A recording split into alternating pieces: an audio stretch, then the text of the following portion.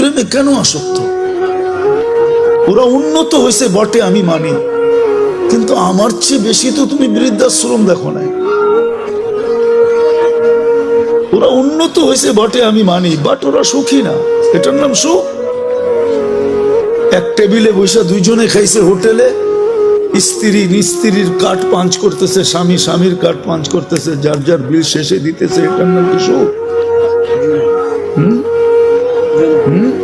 কি কয় চেয়ারম্যান সাহেব? এর নাম সুখ? আপনি বলেন এটার নাম সুখ? না না, মানুষ হিসাবে বলেন এটার নাম সুখ? স্ত্রী আমার বিল দিব, ওই এটার নাম সুখ? হায় হায়, কোথায় যাব আমি? এটার নাম সুখ? আমাদের যুবকরা তো এখন পর্যন্ত কিছুই হয় না, খালি একটা ভুল ওই দেখছে, ওরে দেখা হাসছে, এখনই জানটা পুরা কুইলা প্লেটে উঠে দিয়া দিতে চায়। হাসি তো মনে হয় ওরে দেখা দেয় না, ও বুঝা পেয়েছে। এখানে কত যুবক আছে 14 তারিখ পর্যন্ত আশা করতেছে যদি এইবার লেখা পাঠায় আই ডট ডট ইউ। কতজন এখনো আশায় আছে? ও যখন বউকে বোর বিল দেয় না, ও কি মেহমান খাওয়াবে নাকি?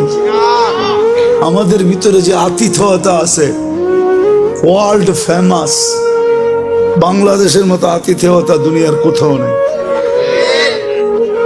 আমাকে বুঝাইতে হবে না, 99টা দেশ তো দেখছি, অহংকার মনে করেন যাই মনে করেন, আমি চিনি, আমাকে চিনাইতে হবে না। দুনিয়ার কোন মহাদেশ তো বাকি নাই যে দেখি না আমি। আমাদের মতো আতিথেয়তা দুনিয়ার কোথাও নেই, বাংলাদেশের মতো আতিথেয়তা সারা দুনিয়া বলে। আমরা তো দুনিয়া ঘুরি। টঙ্গীতে যে মেহমান আসে যখন যায় বিদেশে, দেশে যায়, আমরা গেলে বলে তোমাদের মতো মেহমানদারি করতে পারবো, তোমরা ফেমাস। প্লেনতে নামার থেকে নিয়ে আবার প্লেনে উঠা পর্যন্ত আতিথেয়তা, এরকম দুনিয়ার কোথাও নেই। এটার নাম নাকি সুখ? চেয়ারম্যান সাহেব কয় সুখ বলে, কই যাবো আমি? 2005-এ বিক্রমপুর দেখে বলতেছি, 2005-এ ফার্স্ট টাইম আমি জাপান গেছি, এরপরও গেছি, জানি না চেয়ারম্যান সাহেব জাপান গেছে কিনা। আমি সকালে গেছি এক ফ্যাক্টরিতে বাঙালিদের কাছে গাছের জন্য। আমি যখন উপরে চড়ছি তো ছেলেরা আমাকে বলতেছে, হুজুর নিচে কাউকে দেখাচ্ছেন? আমি বললাম দেখছি এক মহিলা ওয়াটার গান দিয়ে পরিষ্কার করতেছে। আপনাকে আশ্চর্য কথা শোনাবো, ওই মহিলাকে জানেন? আমি বললাম কে? ওইটা আমাদের মালিকের বউ। আমি বললাম ওই সকালবেলা শীতের ভিতরে ওয়াটার গান দিয়ে পরিষ্কার করে, ওইখানে চাকরি করে, ওর এটা চাকরি সকালবেলা। আমার মাথায় আকাশ ভাঙ্গা পড়ছে, এত বড় ফ্যাক্টরির মালিকের বউ তার কাছে চাকরি করে। আল্লাহ তো আমাদেরকে যা দিছে, তারপরও তো দুনিয়ার সবচেয়ে বড় রাজার রানীর চেয়েও রানীর মতো রাখতে চাই, ঠিক না? হুজুররা অল্প বেতন পায়, কিন্তু যায়া দেখেন বউ করে রানীর চেয়েও রানী করে রাখে। হুজুররা যতটুকুই বেতন পায় মাদ্রাসা মসজিদে, আমার মাথায় আকাশ ভাঙ্গা বলছে। তা আমি বললাম ও চাকরি করে, এত বড় ফ্যাক্টরির মালিক। তো বলছে হুজুর, ও যে মদ খাবে পয়সা কে দিবে, ও যে জুয়া খেলবে পয়সা কে দিবে, ও যে হোটেলে খাবে পয়সা কে দিবে, ও যে আরো কিছু করবে এটা পয়সা কে দিবে? এটার নাম সুখ? 18 বছর হইতে দেরি, ছেলে পেলে উড়া যেতে দেরি হয় না। বৎসরে 2টা কেক কাটে, একটা ফাদার ডে, একটা মাদার ডে। এটার নাম সুখ? হায় হায়, দিন দিছিলেন সুখে থাকার জন্য। সুখে থাকার জন্য প্রবাসে থাকে আপনাদের সন্তানরা। এই এলাকায় বহুত ছেলে প্রবাসে থাকে, আমি জানি। বাসটা যাইতে দেরি, সপ্তাহে কতবারও বাবার কাছে ফোন করে জিগায়, বাবা তোমার কেমন আছো, আমি তোমারে দেখতে পারি না। ওরা তো 18 বছর হইতেই উড়া যায়।